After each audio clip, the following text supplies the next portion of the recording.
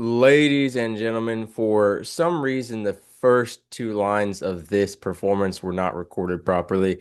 And so, as strange as it is, I'll just be doing them virtually so you understand the whole foundation of the rest of the performance, which was built on those opening jokes. So, without further ado, let's get into it. I drove from Georgia to Texas and then down to Florida just to be part of Military Career Con. Super grateful for this opportunity to perform comedy, and I hope you enjoy it.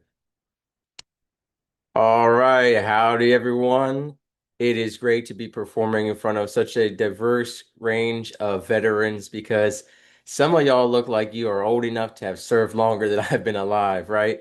And I don't say that just to say everyone here has made it a point to me to be known. And it's not just the veterans, but the civilian world struggles with this as well. And I've tried to grow out the beard and mustache thing, And we don't talk about that part of my life. You can find it on social media, but I tell you, don't look that up. And, it's baby face genetics, right? It is a blessing and a curse. The blessing is I've gone into museums and other establishments at the child ticket price, right? So it saves me some money.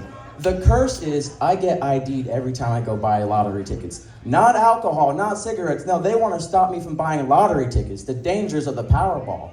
And it's just ridiculous. It's everywhere I go. I got to keep an ID on me at all times, military ID, otherwise people don't believe that I served. And so the issue is procrastination. I've tried to get it, it's not my fault. But every time I go to base to get it, there's a crossing guard in camouflage and a neon vest who thinks he's a Marine drill instructor. And he always wants to argue with me about something. And then when I did get on base, I finally get there, personnel says, well, we're gonna take a lunch break, and they never came back. And so I don't have my ID still, but I thought it was fine. I have a driver's license, which is a state and government recognized form of military ID. But for some reason, even though Uncle Sam says that, everyone else in the world at every store wants to argue with me about it. They say that flag's too small, the word veteran's too small. I don't believe it. And they're arguing with me about 5% off a $9 ice cream scoop. I mean, it's just absolutely ridiculous. But I found out that God gave me a military ID that no one can refute. No one can refute it. God gave me an Asian woman, a Filipina to be exact. Listen, some of y'all know what I'm talking about, right? Like, if you see a white man with cowboy boots and an Asian woman, 95% chance he's military. The other 5%, well, he's had some bad relationships and he's gone international, right? I mean, that's just the truth of it. And I found this out by mere coincidence. I didn't plan this, but my fiancée, she says, baby, it'd be so nice if you went to a naval ship museum on your day off. And I said, excuse me? She goes, I want you to relive the glory days and open up to me about what happened and the joys of Navy life. And I love her, so on my day off, I go to a Navy ship. Now, this is what I wanted after serving. And we go there, and there's a Vietnam veteran at the front of the ship, and he's welcoming people on, checking for tickets, just regular stuff. She and I crossed the ground. He snapped to attention. He's like, welcome aboard, shipmate. And it was a hearty shipmate, like a Bravo Zulu kind of thing. And I'm like, at ease, sir. He goes, sir, I work for a living. Never call me a sir. And so I was like, here we go. And he goes, I knew you were a sailor because I had 3 of them Filipinas myself. See, Manila, beautiful woman. He goes, Manila was the best port call of my life. All the other ones, well, they were canceled because of weather and politics and maintenance. So it doesn't matter, though. He goes, I had 3 of them. The first one, well, to rank up, I had to divorce her. And then the second one, well, I cheated on her and got a DUI to rank up again, Master Chief, very proud. And he goes, the last one, well, now I work at this museum all day, but luckily my best friend Jody, he always offers to take her out for me. And so, let me give you some advice, unsolicited advice from an old warrior sea dog to a young buck.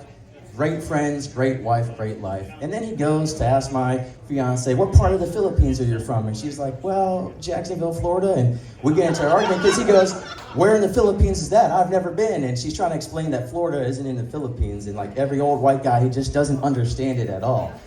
Well, she wants to go to Hot Topic after the museum, which was exciting. And she goes, I'm an Asian woman. I need to get 8-inch black platform shoes to walk around in. And I said, all right. And they have a military discount.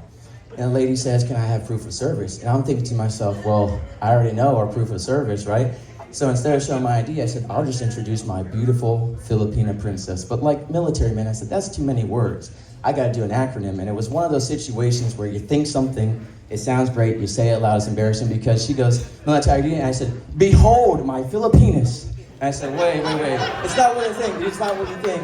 Well, long story short, I got banned from Hot Topic, but they gave me a coupon for Spencer's, and I think I'll go there tonight. But that's it. Thank y'all.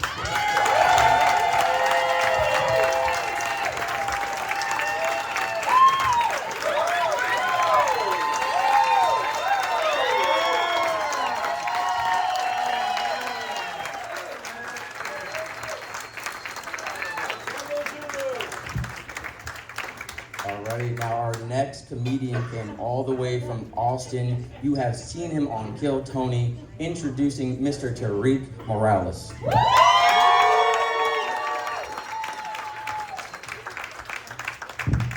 Hell yeah. Keep it going for Mr. Whiskey, everybody. Hell yeah. Man, that's his second time doing comedy. He got a standing ovation. That's incredible. That is incredible.